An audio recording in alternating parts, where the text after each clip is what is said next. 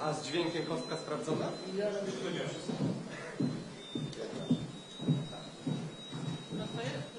Poczekaj, no to zobaczymy. Zupełnie troszkę tak, żeby było, żeby... No, co tu troszkę? Dobra, i to jeszcze bardziej tak, żeby było tak ładnie SGH widać. O, nie, jeszcze trochę. Do siebie, jeszcze do siebie. Świetnie. Tak? Zyskamy... No.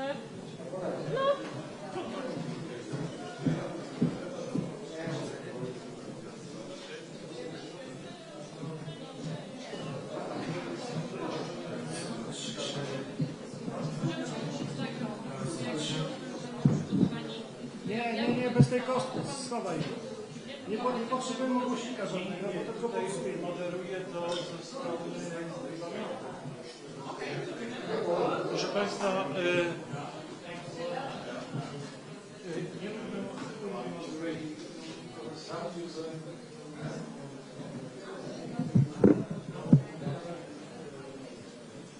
będzie ze strony służb rasowych NATO,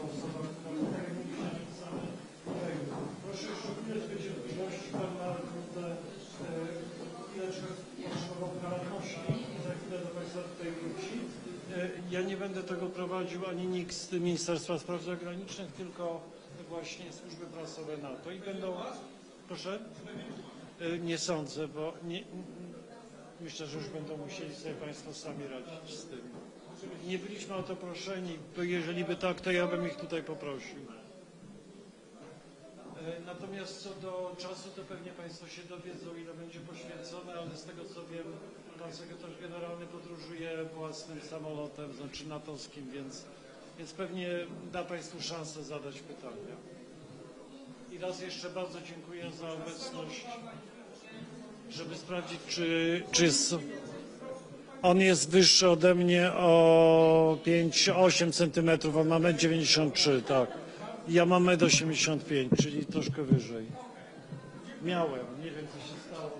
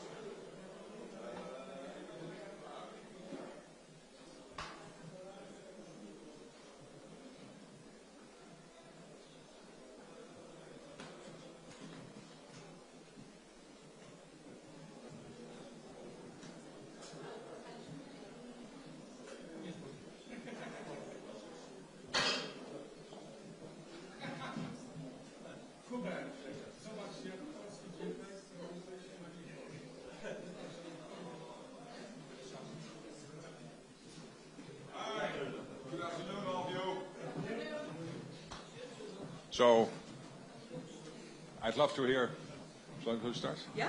I'd love to hear your questions, but let me just say one thing, that whilst I was speaking, the news came out about 4 American soldiers who were killed in an incident in Lithuania. It is still early news, so we do not know the details, but obviously this is really terrible news, and our thoughts are with the families and loved ones.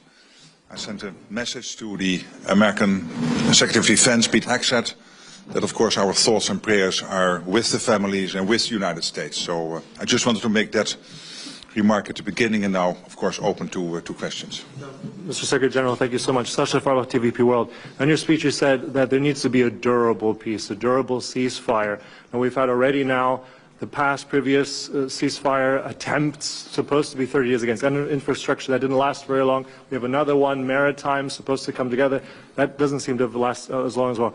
You know Mr. Putin as well. You've met him in the past. So what does durable mean here? How can we negotiate with someone like that? What's your comment on that? Yes, when I'm saying you need a durable, lasting peace / ceasefire, it is of course when you have a full ceasefire / a peace deal.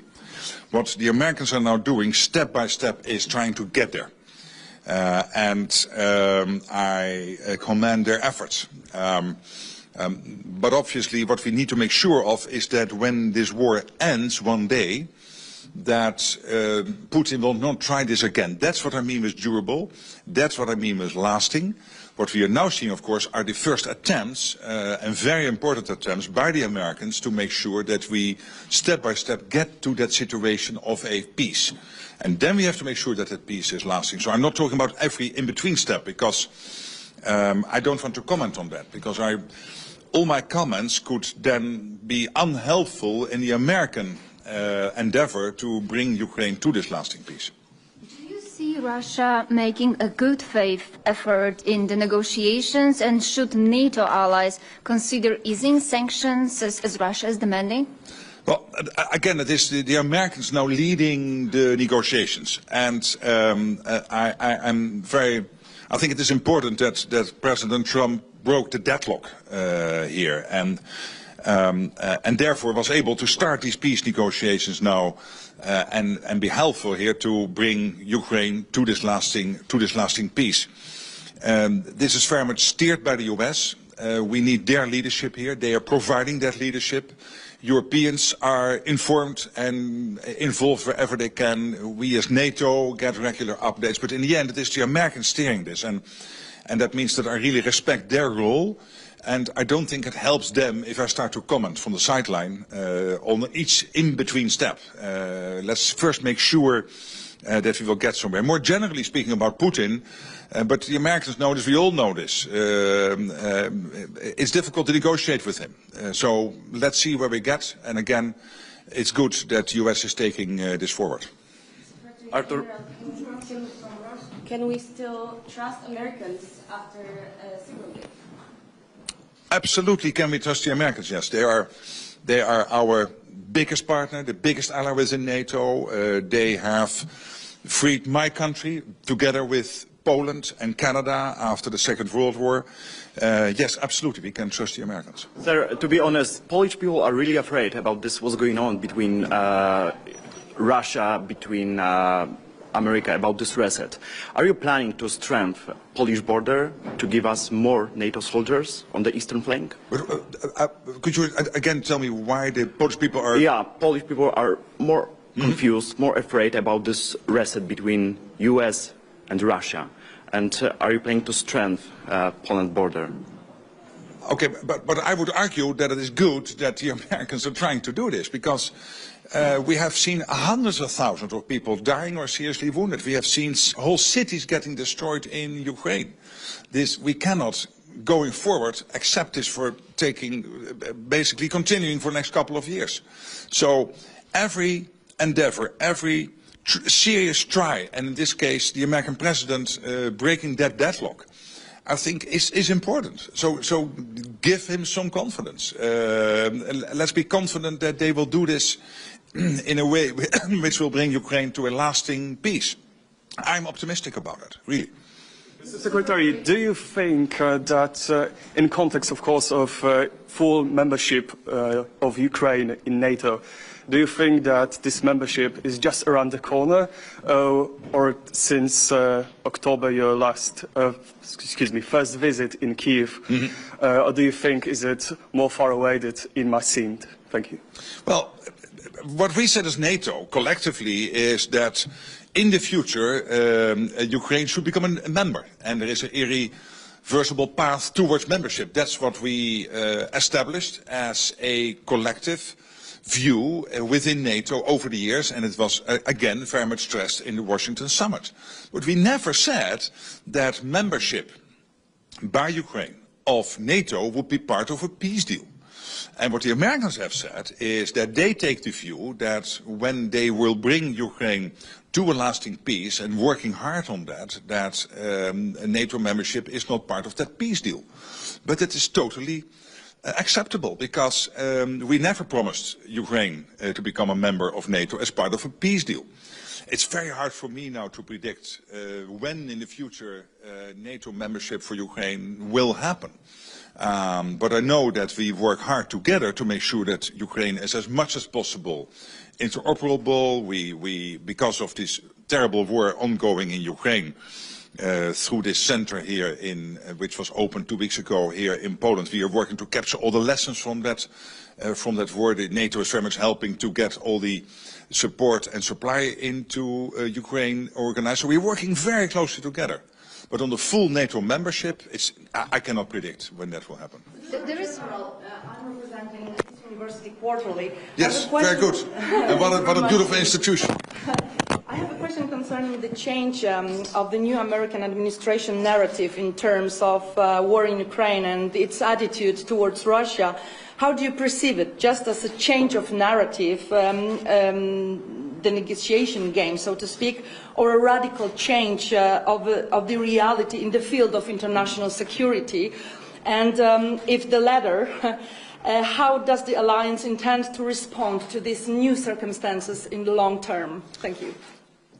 Again, there is a new American administration, and they have embarked on a process which I completely support to bring Ukraine to a lasting peace.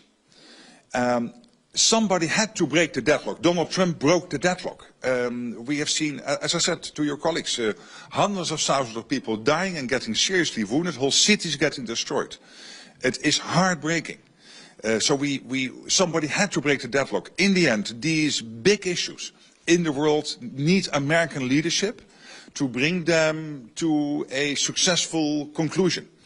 And they are working very hard, and they keep Europeans informed, they keep NATO updated, etc., etc. So I think that is positive, because what we were doing was of course necessary, supporting Ukraine in the endeavor, in the war, and we are still doing that. Still, European countries, the US, we're all supplying our weapons, intelligence, etc. into Ukraine. That's crucial for them to stay in the fight. But we also want to end that fight. And let's hope we get there. Do you think that Europe should develop its own joint European defense forces? Is it real? And should we do that as Europe? Well, I don't believe in a European army. What I do believe in is European countries working together when it comes to making sure that, for example, the European Union, with all its power to steer the internal market, to make sure that therefore defense industrial production can accelerate in a way that it has as much as possible open relationship with Turkey and Norway and the United Kingdom and the US, because we need this whole defense industrial base to work together. There Europe has a clear advantage and a clear goal. But I think in the end, nations want to keep their sovereign right deciding on their own military. And that is the basis on which NATO was founded, that you have sovereign allies, democracies working together and making sure that when one is attacked, we will come to the rescue of that one country. And that if that happens, of course, we have the plans in place to make sure that we work together to make sure that we can defend that country and can defend NATO territory. But I think there is a clear division. NATO is about standard setting. NATO is about the capabilities we need. The European Union is absolutely about the internal market, getting the internal market working in a way that it will ramp up defense industrial production, helping the European countries to spend more on defense, and of course when it comes to military mobility, the European Union plays a big role. What do you think of the proposal of the Italian Prime Minister that Article 5 will automatically apply to Ukraine if Russia attacks the country again after a possible ceasefire? Well, I don't generally want to comment on all the proposals. It's positive that leaders are thinking within the concept of the need for a durable, lasting peace in Ukraine, how to best achieve this. And what we have seen is various views on this. And of course there is the French-British initiative.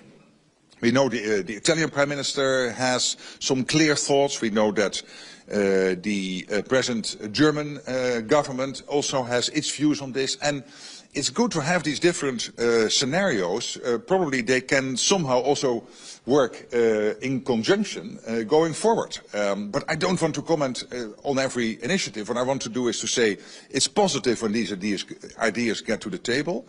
And they all work in the same direction, which is to make sure that the war ends. And when the war ends, that Ukraine is, that peace, that ceasefire, the peace deal is lasting, and that Putin will never try this again. Does NATO see the conscription as a viable way of strengthening its defense capabilities? And would you consider actually encourage allies to reintroduce or to reinstate mandatory service?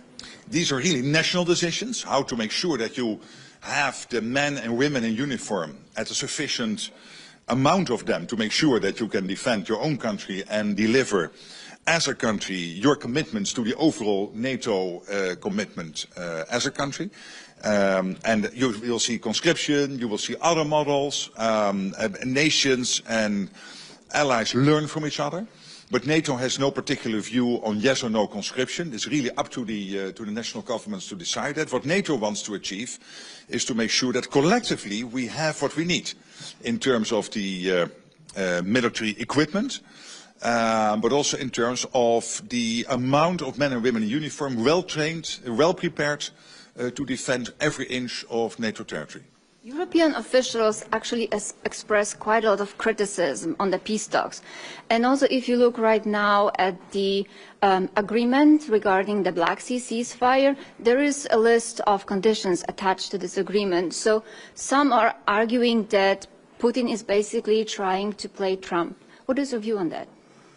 Well, Trump will not be played with. He is his own man. He is an experienced, not only businessman, but also politician. He has been President of the United States for 4 years. He was re-elected with a clear popular mandate.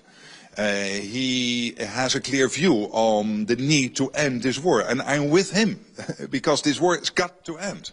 And it can only end with clear US leadership being provided. That's exactly what he is doing. And obviously this will not happen in 1 hour or in 1 week. This takes time. And that's exactly what the Americans are doing. They were sitting there for 12 hours negotiating with the Russians. And then they had separate negotiations with the Ukrainians. We have all followed this in the news. So the amount of effort they're putting into this, because they really want to bring this to a lasting end, I think is important. And we should applaud them for that.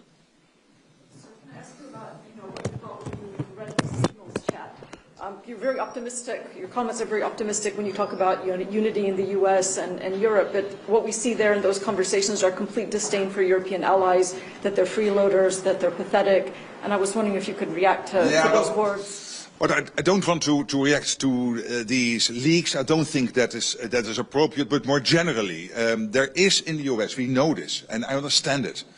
And I'm not going into some of the specifics in these signal messages, but more generally, we know for a reason that the US has 2 big irritants with the European allies.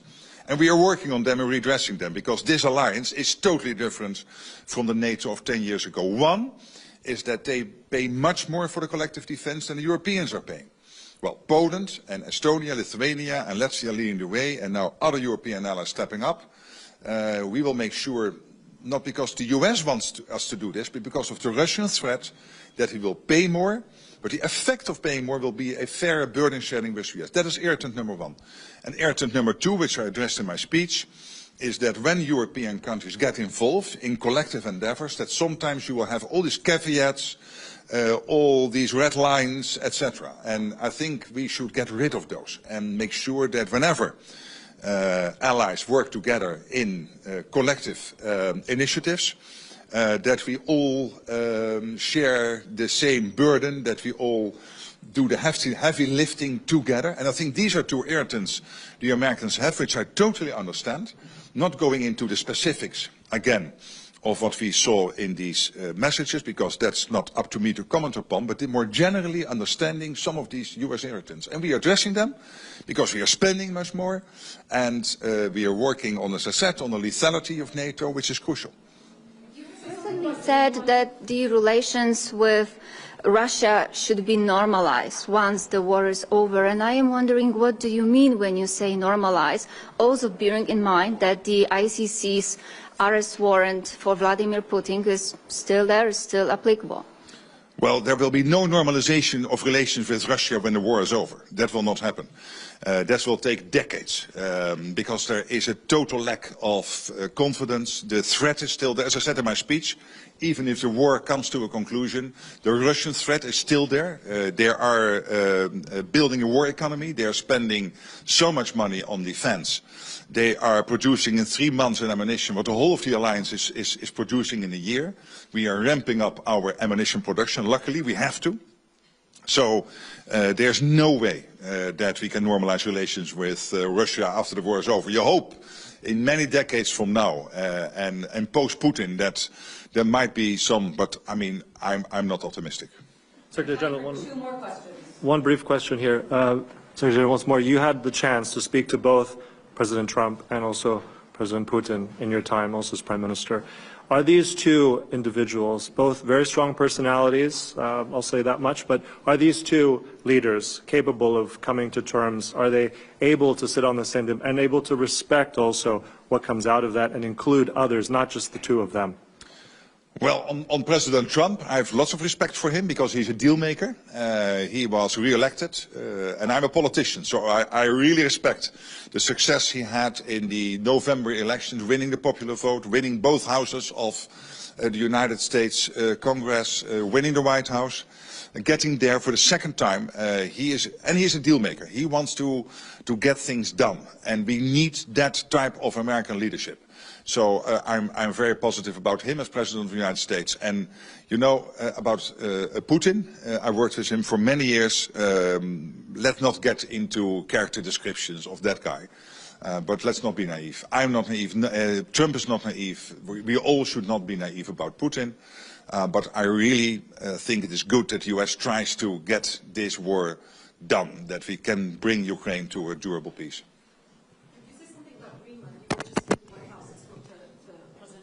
That. Could there be any role for NATO that would address his concerns about this vast space that's sort of unprotected and Denmark's concerns? Yes, well, I got the question in the audience just a second ago, and there are 7 Arctic countries. That's the US itself, Canada, and of course 5 in Europe, Iceland, Denmark because of Greenland, and Norway, Sweden and Finland. And clearly, what we are seeing is that these 7 countries are more and more working together to confront the threat posed by China and Russia over there.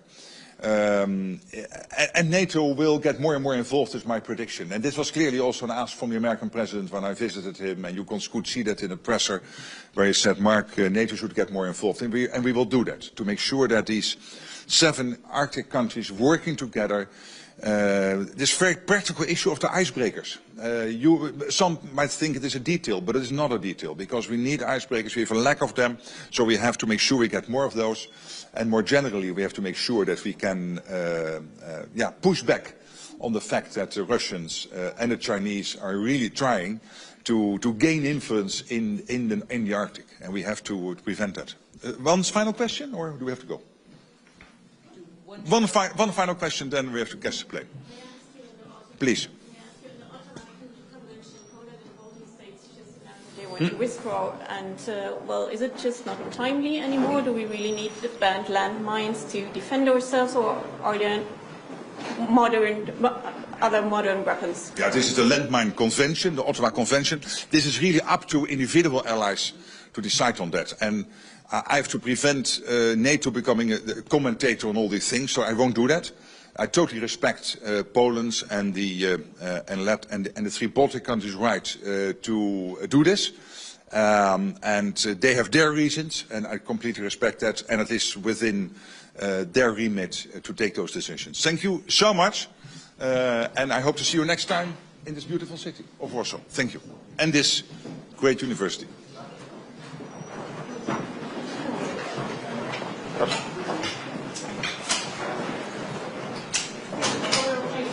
No, no, sure. En dankjewel.